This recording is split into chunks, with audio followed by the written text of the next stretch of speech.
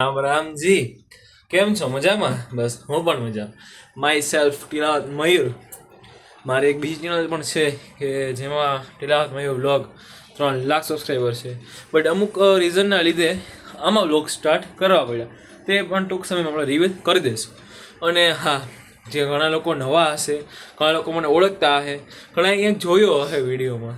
તો હું છું તિલાવત મયુર, કોલેજ સ્ટુડન્ટ છું, ડિજિટલ માર્કેટિંગ જ ભણું છું.